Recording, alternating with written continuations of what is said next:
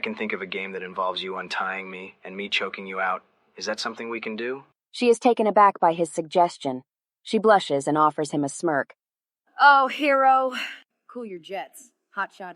We have the whole evening to get to that point, big boy. Hiro flashes a snide sneer to his captor. Don't worry, Hiro. We're gonna play nice for a little while. I'll BRB. Don't go anywhere. The door shuts behind her with another deafening slam. There has to be something around here I can use to cut these ropes with. He spots a broken bottle against a far wall. It may as well be in another country with the state he's in. Ichi announces her return by kicking the door open. She's holding a small bag in her left hand. Oh, God. Hey there, handsome. I'm gonna get you all dolled up. You're gonna look like a princess for your debut. Ash is gonna love it. She proceeds to slice off the rest of Hiro's t-shirt. The tattered remnants fall to the floor. Ichi shines the light from her phone into Hiro's eyes. Your skin is almost as light as mine is. She runs her fingers around Hiro's cheeks, Caressing his soft skin with her fingertips. And goddamn, I think it's softer than mine too. Goodness, Hiro. You keep getting more and more scrumptious. Let's make you decent before anything else. She opens her bag and removes a black-laced bra. She mockingly holds it up in front of him. Are you about a 32 A cup? She reaches around him and clips the bra behind his back. You are. It's perfect. She begins applying foundation to his face. She applies blush, mascara, eyeliner. Do you wear sunscreen? Okay, princess. Are we going with the wild cherry or the tempting twilight? You don't have anything brighter? A comment like that usually gets a backhand. He gets the tempting twilight. Ichi leans in close. She whispers in his ear, her hot breath and reeking perfume tickling his cheek. Hiromaki, there's something you need to know. The hard stuff is coming. Hiro slowly leans his head away from her mouth and swings it back with all his might. That was a mistake. She easily dodges his pathetic attempt at a headbutt. Ichi slips around the back of the chair and grabs Hiro's earlobes, puts her weight on her heels, and leans back. His head is wrenched back, and he lets out a wail. You are not in control here. Do you hear me now? Hiro nearly blacks out from the pain of his ears being pulled off of his face as she releases her grip. That was really disappointing. She walks to her bag and retrieves a bottle of clear liquor. She pops the cap and helps herself to a few swigs. You're not old enough to have that. But you are. Open up. She tries to insert the neck of the bottle into his mouth, but his jaw is clenched shut. I'm only going to say this one time, Hiromaki. Open! He relaxes his clenched jaw muscles for fear of what she will do next. She pulls his mouth open and dumps the bottle upside down. Glug, glug, glug. The vodka is poured down his throat. His tongue is set ablaze from the alcohol saturating his severed flesh. Ichi stares adoringly at Hiro and takes another swig. This is escalating quickly. He thinks. I've got to get her to untie me. The bottle is again jammed into his mouth. One for you and one for me. She takes one more big swig and dumps the remaining vodka on Hiro's head. This'll cool you down, hotshot. Ichi, please. I'm sorry. She gazes down at him. Do you hurt, Hiro? Yes. Is this pain? Yes, Ichi. Her white teeth shine against what little light is in the room as she smiles an ear-to-ear grin. Pain?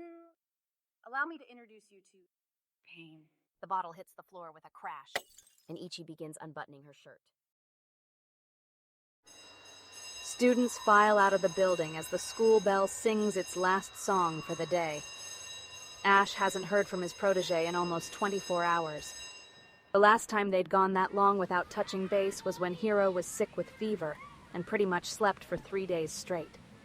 Luckily, Hiro was a popular enough guy to have people notice if he's present or not. Ash asks a few different groups of people if they'd seen him today. His heart sinks deeper and deeper as the ultimate response is a resounding no. Fine, Hiro, I'll bite. He pulls up the tracking app on his phone. He sees Hiro's pin dropped on the other side of town, near what seems to be a wooded area and some empty lots. What the hell are you doing over there, Hiro? Ash racks his brain for a reason as to why his friend would be skipping school and hanging out in the woods, not to mention him not answering calls or texts. I'm gonna get you, Hiro, and I'm gonna get you good, you punk. I think there's a trail that leads over to that area. Guess I may as well get some cardio in. He takes off jogging. Ash recounts the events of his day thus far. Fish for lunch again. He wonders if it's actually fish or is it dolphin. He needs to eat well between now and tomorrow afternoon, as he has an MMA match at the gym. A grudge match. Ash approaches the outskirts of town and locates the entrance to the trail he had been envisioning. I don't think anyone uses this path anymore. Fuck it. Another 10 minutes of jogging through brush and over fallen logs deposits him in a large parking lot. He recognizes this place. Him and Hiro used to play here when they were kids. It's part of the old industrial that doesn't have a fence around the area. He checks his phone again. 1 bar. But he still has Hiro's pin. Seems to be about 500 meters ahead. He doesn't know what Hiro's up to, but he's gonna make him pay for just leaving him hanging all day. What if he's with a girl? Should I just barge in and scare the shit out of them both? Yes, I should. Ash sets his gaze upon a series of buildings and takes off in the direction of his friend. She's covered in scars, cuts, burns, spots clearly missing skin. All just a few inches away from where the beginning of her clothing is able to hide the wounds. She picks up her blowtorch. With a click, it sparks to life. She adjusts the knob to reduce the conical orange flame into a smaller blue flame. Ichi sits on the floor in front of Hiro and tickles his feet. He thrashes about in reluctance. There was a time, Hiro, that someone gave me cold feet. Do you know what I did to him? I gave him hot feet. Did you know there are more nerve endings on your finger and toe tips by area than any other part of your body? Did you know I'm getting tired of your riddles and boring ass explanations? Oh, Hiro, you don't have to act tough. There's no one here to see you do it. We're gonna play a round of this piggy. Whichever Tootsie wins, get its bacon cooked. Savvy? Eeny, meeny, miny, mo. Burn a poser on his toe. She lets the flame lick at his toes, close enough that he can smell the hair being burnt off of his feet. She sings the song and lands on the pinky toe. Hiro wiggles his foot in protest, to Ichi's dismay. You're never gonna learn, are you? That's fine, Hiro. I have something you can't wiggle out of. She scoots around the side of the chair, lays down on her side, and leisurely applies the flame to his Achilles tendon. Wait. Ichi, listen to me for a minute, please. What is it, meatbag? You're right, Ichi. I've never known pain as you have. But something I do know is that you deserve to be treated better than how you treat yourself. Oh, really? Do go on. We are all products of the society we live in. We're products of our circumstances. There's only so much you can control, and the universe doesn't give a shit about you or me. You've hurt me more today than I've ever thought possible. But it hurts me even more to see you like this, how your pain manifests itself. She doesn't say a word, just keeps looking at Hiro. Ichi, it doesn't have to be this way. That's so poetic. Maybe we should be doing something we both can enjoy. Hiro can feel tears running down his cheeks.